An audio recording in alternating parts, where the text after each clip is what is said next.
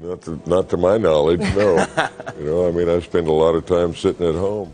In 2022, Sam Elliot said 5 words that turned his career upside down. He publicly called an Oscar-winning film a piece of shit and mocked the actors who starred in it. Within just 48 hours, over 50,000 people had signed a petition demanding that Hollywood boycott him. Production companies cut ties with him almost instantly. Sam later appeared on camera visibly emotional, admitting he was in therapy. But the fallout was already far beyond repair. Now, at 80 years old, he is back to doing car commercials and working exhaustingly in the Texas heat until he almost drops. What truly led to this? And how did the man once known as Hollywood's toughest Western star end up scrambling for work? Today, we uncover the truth Sam Elliot never wanted the world to hear. Very, very fortunate to be in my career. Samuel Pack Elliott entered the world on August 9, 1944, at precisely 3:47 in the morning inside Sutter Memorial Hospital in Sacramento, California. He weighed 8 pounds and 2 ounces at birth. His arrival happened just 3 months before the historic Battle of Leyte Gulf, which places him at the tail end of what historians call the war baby generation.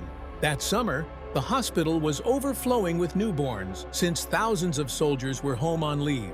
Sam's mother, Glyn Mamie Sparks Elliott, had once been Texas state diving champion for 3 straight years, 1938, 1939, 1940, 1939, and 1940, completing 10-meter platform dives before most teenagers could drive a car. She met Henry Nelson Elliott during a USO dance in El Paso in 1942. They were married only 6 weeks later. According to Sacramento County documents, Sam was officially recorded as the 2,847th baby. Born at Sutter Memorial that year, California's population was exploding. Nearly 3.7 million new residents arrived between 1940 and 1950. Henry worked for the U.S. Department of the Interior as a predator control specialist, meaning he spent his days tracking and eliminating dangerous wildlife such as mountain lions, wolves, and coyotes across a 47,000 square mile region of Northern California. In 1945, his annual income was $2,100. His job often required traveling as far as 200 miles a week on horseback through isolated terrain. The Elliott family traced its Texas roots back nearly a century earlier. Their ancestor, Dr. Amos Pollard Elliott, had been a battlefield surgeon during the 18-minute Battle of San Jacinto on April 21, 1836, treating 11 wounded Texans, including General Sam Houston. His original medical kit, filled with bone saws and laudanum bottles, stayed in the family for more than 100 years until 1944, when Henry sold it for $87 to help pay for Sam's birth. In 1946, Henry personally eliminated 127 predators and received a federal commendation. He was away from home for up to 10 straight days at a time, which meant Sam grew up accustomed to a father who was rarely home. From the age of 2 until 8, Sam lived in 7 different California cities: Modesto, Stockton, Fresno, Bakersfield, Redding, Eureka, and then finally, Sacramento again. None of these stays were long. 6 months in Modesto, 14 in Stockton, 8 in Fresno, 11 in Bakersfield, 13 in Redding, 7 in Eureka. Because of the constant moves, Sam attended 4 different elementary schools and never stayed long enough to build deep friendships. But every summer, Henry would take him out on horseback. When Sam was 4, he rode in a small custom saddle strapped to a quarter horse named Dusty for 12-hour stretches through the Sierra foothills. By age 6, he could recognize 23 types of animal tracks and identify 31 bird calls just by sound. One July trip in 1950 turned into a lifelong story. Near Lake Tahoe, at 6,200 feet elevation, a 400-pound black bear wandered directly into their path. Sam stayed completely still for 47 minutes while Henry fired warning shots. The bear eventually walked back into the trees. That unshakable calm became the foundation of Elliott's future on-screen persona. Glynn was no less intense at home. After earning perfect 10 scores from all 7 diving judges during the 1940 Texas State Championship, executing a reverse 2.5 somersault, she quit competitive diving at 18 and redirected all that discipline into raising her son Sam's mornings began at 5:30. He had to complete 50 push-ups, followed by a 2-mile run around McKinley Park. Sure. Okay. I want something in return, though. Glynn put him into swimming lessons at age 5 at the Sacramento Municipal Pool. His minimum daily swim was 500 meters, 20 laps. Everything was timed. Breakfast, 8 minutes. Homework, 45. Toothbrushing, exactly 3. If he disobeyed, punishment was physical, 100 jumping jacks or 200 sit-ups. By age 8, Sam could swim 1,000 meters without resting. Glynn kept a leather notebook filled with dates, distances, and times. Far from breaking him, that endless training built the relentless discipline the world now sees in his performances. Between 1951 and 1957, the Elliott family settled in Del Paso Heights, a working-class Sacramento neighborhood where the average household income hovered near $3,400 a year. Sam attended Will C. Wood Elementary and later Kit Carson Junior High. He turned out to be naturally athletic. In 6th grade, he clocked 11.2 seconds in the 100-yard dash and jumped 18 feet 4 inches in the long jump. Acting entered his life by accident. The lead student actor in the school play Tom Sawyer broke his leg before opening night. Sam memorized 47 lines overnight and took the part. 312 parents attended the show, and when it ended, they stood and applauded. His drama teacher, Mrs. Helen Kozlowski, wrote, "Samuel has remarkable stage presence for his age." His father didn't care. Henry still expected government work. Glynn assumed he might become a professional athlete. Everything changed that same year. Henry was promoted again, his salary rising to $4,200 annually. The job required relocating once more, this time out of California and north to Oregon. That move became the turning point that sent Sam Elliot down the path that would eventually make him a Hollywood legend, and later destroy his career in a matter of 48 hours. In 1957, when Sam Elliot was just 13, his family left California permanently and resettled in northeast Portland. The skies were gray, the air felt heavy, and Sam instantly sensed he didn't belong. At first, he enrolled in Madison High School, but eventually, he transferred to David Douglas High, where he would graduate. Being separated from his Texas relatives bothered him deeply. He missed the endless sunshine and open spaces. That wide, empty landscape had already imprinted itself on his imagination, and the distance only intensified the ache. The idea of the lone cowboy, a man walking across huge spaces by himself, that seed was planted here. At David Douglas High School, he joined the track team. Hurdles became his main event, and he also played football. He sang as well, winning Best Male Vocalist in 1962, along with Best Class Personality. Acting returned to his life during his junior year, when he was cast as the lead in Our Town. His voice, already developing that deep rumble he would one day be famous for, filled the auditorium. People paid attention when he spoke. Sam finished school in 1962, dreaming of running track for Bill Bowerman at the University of Oregon. He wanted desperately to become one of the legendary Men of Oregon, but that dream never materialized. That fall, he enrolled anyway, as a double major in English and psychology. The ambition was there, but his mind was elsewhere. He later admitted, "I had visions of being a man of Oregon, but didn't have what it took. I was never academically inclined." What he really wanted, though he barely admitted it to himself, wasn't college. It was movies. Not just acting in them, he wanted film itself.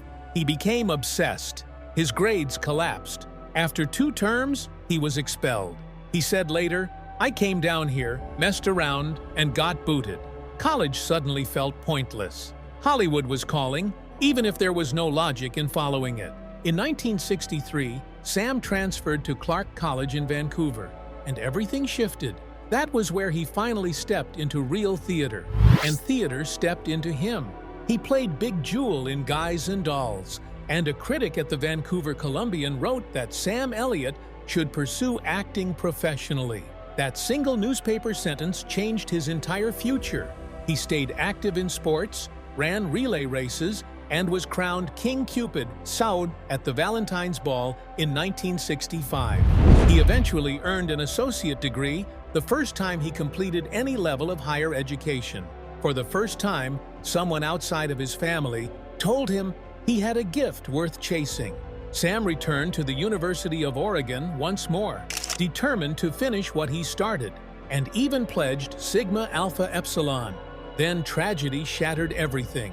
His father collapsed from a heart attack at age 54, right in the living room, dying in his wife's arms.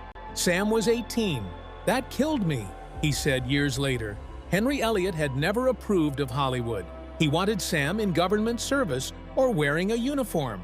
But now, the one person blocking his path was gone forever. Sam left school for good. Acting was no longer a wild fantasy. It became the plan. By 1967, he packed his belongings and drove to Los Angeles. He had $300 and little else. He found work in construction, working 12-hour days, hanging steel on the Bunker Hill redevelopment project. He earned $2.15 an hour and rented an $85 a month apartment crawling with cockroaches. His hands bled from metal shards. His clothes were covered in concrete dust. And yet every night he went straight to acting classes at the Pasadena Playhouse. Sometimes he fell asleep during scenes. A former roommate said he would cry himself to sleep, convinced his father might have been right. Everything changed in 1968 when he joined the California Air National Guard. He served with the 146th Airlift Wing. It wasn't about flying C-130 transport planes, it was about who worked there. The unit was filled with stuntmen, grips, and studio crew. His commanding officer, Major Robert Sterling, had been a working actor and helped Sam meet people. One of the fellow guardsmen was Tommy Lee Jones, who became a lifelong friend. Sam studied Stanislavski between flights, worked on engines, and survived on $63 a month. But now he finally had a networking pipeline into Hollywood. His first movie appearance came quickly but barely counted. In 1967, The Way West gave him a single line, which he forgot 3 times during filming. Kirk Douglas pulled him aside and warned, "You've got the look, kid, but learn your lines." Sam received $55. He appears for 18 seconds. The film eventually lost $2.8 million. Sam still saved the call sheet as proof he'd been there. 8 months later, unemployed again, he went back to construction work. Then came Gunsmoke in 1969. 1 episode, 1 ranch hand, 4 lines. He documented 347 auditions that year, calling it his rejection diary. Bonanza told him to shave his mustache. He refused. That mustache later became the second most recognizable one in America after Tom Selleck. He made $350 on that episode. James Arness never even looked at him. His best scene ended up being cut, but the episode still aired, and that was enough to keep him going. In 1972, he booked his first starring role in Frogs, a horror movie about killer amphibians. He made $7,500. The shoot nearly ruined him. He was bitten by a water moccasin, wore his own wardrobe, and drove himself to set every day. Critics destroyed the film. Roger Ebert wrote that Elliott was wooden beyond belief. Frogs earned only $850,000. His agent fired him. At 28, Sam stood at the edge of the industry, broke, humiliated, and ready to walk away. Only his wife, Catherine, believed he would make it. Back in 1969, a 24-year-old Sam Elliot appeared on screen for exactly 47 seconds as a background bar patron in Butch Cassidy and the Sundance Kid. The part was uncredited and nearly invisible. What makes it remarkable is something Elliott learned years later. Catherine Ross, who played Etta Place, was filming her own scenes 3 sound stages away that same week, March 18th. That day, They ate lunch in the Fox commissary, just 20 feet apart. They never spoke. The twist? Elliott originally had a longer scene directly with her, but it was cut. He later joked, that was fate's most expensive joke. Between 1970 and 1971, Sam appeared 4 times on the Mod Squad as Deputy Wade Preston. He earned $750 an episode at a time when the average American income was just above $6,100 a year. Very quickly, he realized he was being typecast. I've never had anyone write a screenplay for me. I've had parts written for me. Over 6 months, he received 23 offers to play sheriffs or deputies. His agent said casting directors were now asking for a Sam Elliot type. Universal offered him a 3-year contract worth $45,000. To repeat the same roles, Sam turned it down. He went back to pouring concrete in Malibu for $200 a week. He later told TV Guide, "I'd rather haul cement than say, 'Yes, Sheriff,' for the rest of my life." That decision nearly bankrupted him, but it kept his integrity intact. Everything shifted in 1976 with Lifeguard. Sam was 32, exactly the age of the character. He trained 4 hours a day for 3 months to stay in shape. The story of a man confronting aging struck a chord. In one scene where he simply stares at his own hands, Elliott improvised during the 23rd take of what was originally a normal dialogue moment. Viewers were stunned. Even the shot of him quietly crying while applying sunscreen wasn't scripted. The film earned just $3.2 million. But within 48 hours of the Los Angeles premiere, Sam's agent received 127 calls. Critics praised his vulnerability, and that performance led directly to A Star is Born. 2 years later, his voice opened another door. In 1978, he landed the legendary Coors Silver Bullet campaign, earning $50,000 for each 30-second commercial. At that time, the average American house cost less than that. In 14 months, Elliott collected roughly $650,000 from those ads, more than all his previous acting salary combined. Coors offered him a full-time contract, $75,000 per year, to move to Golden, Colorado, and be their permanent voice. He nearly accepted. He later said, "I was so worn out and broke that a guaranteed paycheck at a beer company sounded like heaven." He stayed in Hollywood, and that ad campaign made his voice iconic. That same year, Elliott flew to England to film The Legacy. He stayed in character for the entire 6-week shoot. Even during breaks, he interrogated the crew about hauntings and refused to drop the paranoid tone of his role. During one scene, he used a real knife and accidentally sliced his palm open. Catherine Ross, his co-star, originally thought he was overdoing it. But one night at 2 in the morning, he appeared at her hotel door, insisting he needed to protect her from a curse. That's when their real relationship began. In 1985, Elliott and Ross were in Hawaii for their honeymoon when director Peter Bogdanovich offered Sam the role in Mask. Ross told him to take it. The biker character was originally generic, but Elliott rewrote it into something more human. To prepare, he spent 3 days with Hell's Angels in Oakland.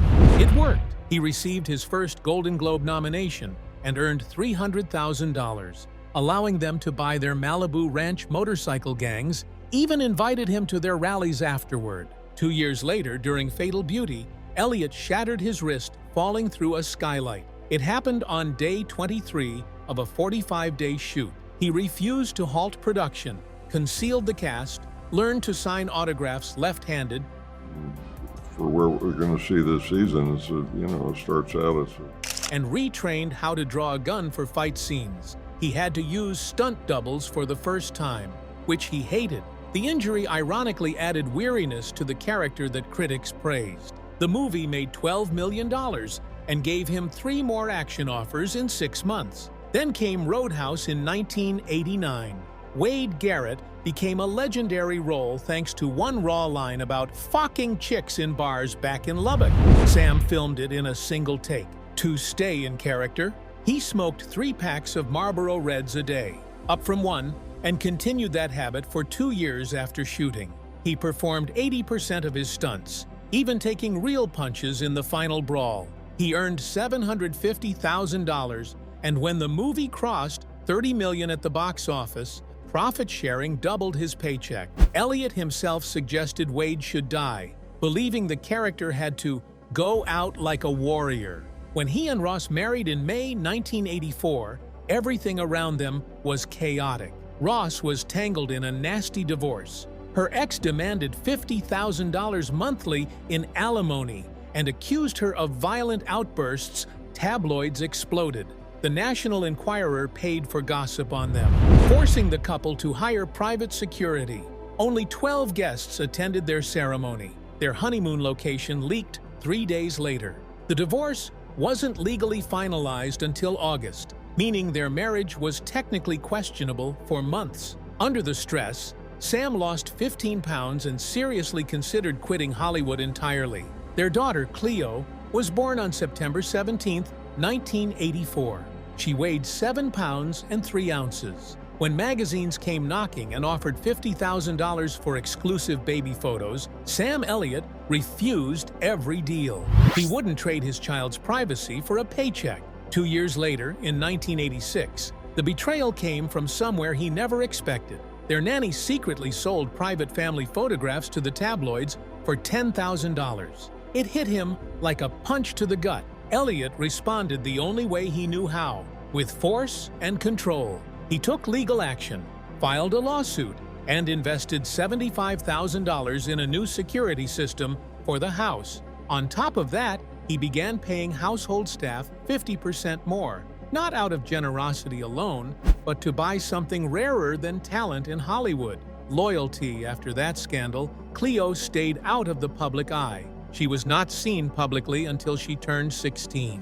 Years later, Elliott admitted that the nanny's betrayal made him paranoid and intensely guarded about his home life. In 1991, Elliott took on Conaher, a Western that meant more to him than another title on his filmography. He not only starred in it, he also helped direct. It was a project he believed in down to the bone. During one of the horse scenes, he insisted on performing himself.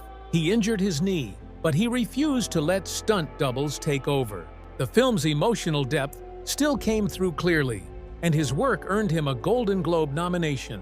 Then came 1993, a year that pushed him to his physical limits. Elliott shot 2 demanding roles almost back-to-back: General John Buford in Gettysburg and Virgil Earp in Tombstone. He stayed wrapped inside those characters so intensely that by the time filming wrapped, exhaustion finally caught up with him, and he collapsed. 2 years later, he returned to the Old West once more as Wild Bill Hickok in Buffalo Girls. Critics praised his performance, but when he lost the Emmy to a relatively unknown actor, he broke his usual calm. Elliott went on a rare, frustrated public tirade about the politics behind awards and how the system really worked. 1998 brought one of his most unexpected turns. Elliott appeared as the stranger in The Big Lebowski, a mysterious narrator figure with that unforgettable voice. The script for his scenes was written during marijuana-fueled writing sessions, and Elliott later admitted that the hazy energy on set almost pulled him back toward old temptations. That same year, he took on a very different kind of role: the voice of Smokey Bear in public service announcements. The campaign brought him millions of dollars, yet invited criticism and jokes when, in 1999, he confessed he had once accidentally started a brush fire on his ranch in Oregon. Fast forward to 2015. At 71 years old, Sam showed up in the final season of Justified. He played Josiah Cairn, a strange avocado farmer secretly running a marijuana operation.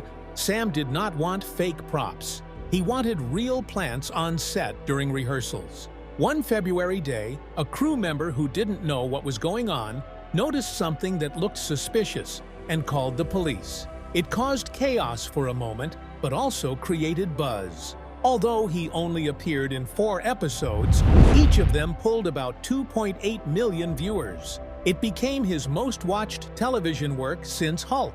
His quiet, menacing dialogue about farming, crime, and violence started circulating on Reddit. I understand this actor character that I'm playing here. I know, It's an and interesting. And Variety described his performance as menacingly understated. That one role reminded people in Hollywood that Sam could still go dark, still be dangerous. Netflix paid attention and reached out quickly. In 2016, when Sam was 72, he stepped into something new, a leading role in a comedy. He starred in The Ranch as Bo Bennett, a hardened, old-school cowboy father opposite Ashton Kutcher. The show ran for 80 episodes over 4 years. Elliott earned around $150,000 per episode, totaling roughly $12 million. Behind the scenes, it was not always friendly. Sam loved improvising rough, profanity-filled jokes, while Ashton preferred sticking tightly to the script. In a 2018 interview, Sam admitted he would deliberately mess with Ashton during scenes. Despite that tension, the show pulled in about 3.1 million viewers per episode and became Netflix's longest-running multi-camera sitcom. In 2017, Elliott received a Critics' Choice nomination for the role, though he later admitted that, for him, the job felt more draining than creatively fulfilling. That same year, he took on a role that cut painfully close to his real life. In The Hero, Sam played an aging Western movie star facing a diagnosis of pancreatic cancer and trying to mend his relationship with his daughter. The character mirrored his own fears. Just 1 year before, in March 2016, Sam had undergone emergency surgery for a serious stomach problem. Doctors were initially afraid it might be cancer. That scare inspired director Brett Haley to craft the role specifically for Sam. His real wife, Catherine Ross, played his ex-wife in the film, and Laura Prepon portrayed his daughter. The emotional weight felt authentic, because behind the camera, Sam and Catherine had gone through a rough period in 2015 and had briefly separated. The movie had a small budget of $1.2 million, but ended up earning $4.1 million and brought Elliott an Independent Spirit Award nomination. Critics said they had not seen him this emotionally exposed and genuine since Mask back in 1985. Then came 2022, the year Sam detonated his own public image. During an appearance on Marc Maron's podcast, he tore into the Oscar-winning film The Power of the Dog. At 77 years old, he dropped any filter. He called the movie a piece of shit and mocked how the cowboys looked, focusing especially on Benedict Cumberbatch in leather chaps. He ridiculed a scene featuring Strauss waltzes and dismissed it as that fucking stupid singing. The backlash was immediate. LGBTQ+ organizations such as Gilead and the Human Rights Campaign condemned his words. More than 50,000 people signed a petition asking studios to stop hiring him. On April 10, 2022, Sam appeared in a public apology, breaking down in tears. He admitted he was in therapy and said his outburst came from toxic masculinity. Jane Campion, the film's director, later responded by saying Sam was a little bit of a bitch, but she still handled the whole situation calmly and professionally. Then came 1883, the Yellowstone prequel, in 2021. At 77, Elliott took on the role of Shay Brennan, a broken man leading a wagon train across the frontier. To prepare, he lost 20 pounds and dug into his memories of losing his father at 18. That old grief came pouring back into every scene. During the filming of his character's final moments in Montana, he suffered panic attacks. It took 2 days and 3 full takes to get through the sequence.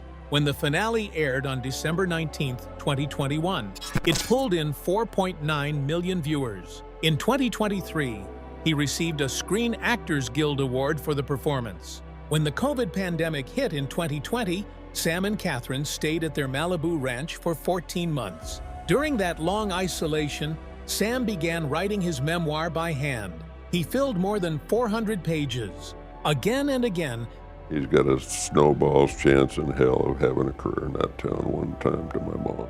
he circled back to one regret from 1992, turning down the role of Little Bill in Unforgiven, the part that would ultimately win Gene Hackman an Oscar. By his own count, Sam believed he had passed on 47 major roles over the course of his life, either because of scheduling or clashes with directors. While in lockdown, he developed a constant cough and ended up in the hospital in May 2020. It was not COVID, but it scared him enough to reconsider everything. By late 2021, he stopped working on the memoir entirely, calling the process too goddamn depressing. In 2025, at 80 years old, Sam took on yet another demanding role. He played Monty Miller, the father of Billy Bob Thornton's character in Season 2 of Landman. Filming took place under brutal Texas conditions. Sam insisted on doing his own stunts. On July 12th, during a 6-hour shoot in 107-degree heat, he collapsed from dehydration. He required intravenous fluids, and production shut down for 2 days. Even after that, he refused to sit in an air-conditioned trailer, choosing to stay out in the heat to stay connected to the character. For this 8-episode run starting in January 2026, he earned $350,000 per episode. In 2024, Sam returned as the voice of Dodge Ram trucks, reviving a campaign that had first begun in 2010.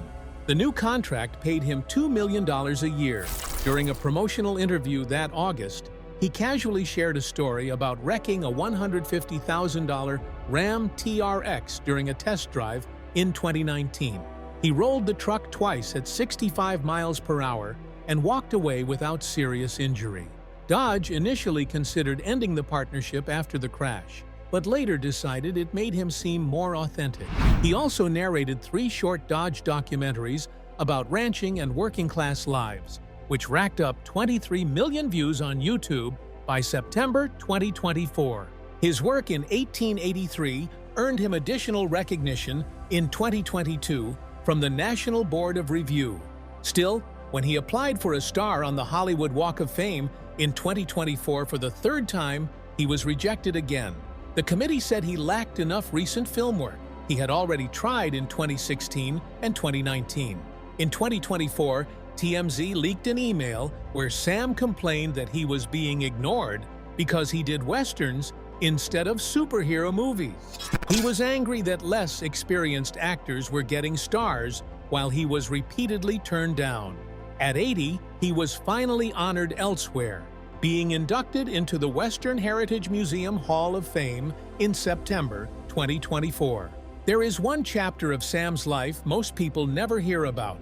On March 2, 2011, his daughter Cleo, then 26, had a violent outburst. During a fight with her mother, Catherine Ross, Cleo screamed that she wanted to kill her, cut the phone line with a pair of scissors, and stabbed her 6 times in the arm.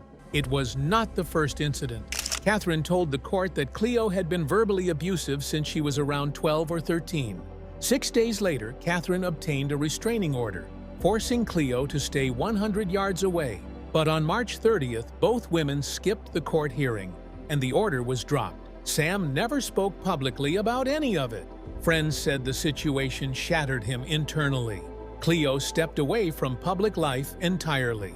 She had once tried building a music career, but everything stopped. Sam stayed silent, choosing to protect his family and never letting that personal pain appear in his performances. Rumors about his health still swirl today. Some people claim he has Parkinson's disease. In 2025, Sam finally addressed it head-on. He stated clearly that he does not have any form of brain disease. The speculation probably started after The Hero, when people thought his portrayal was too realistic. His voice remains the same, rough, low, and steady. He does tilt his head sometimes and walk with a limp, but that comes from age and an old injury where he tripped over a toy dog and broke his pinky toe.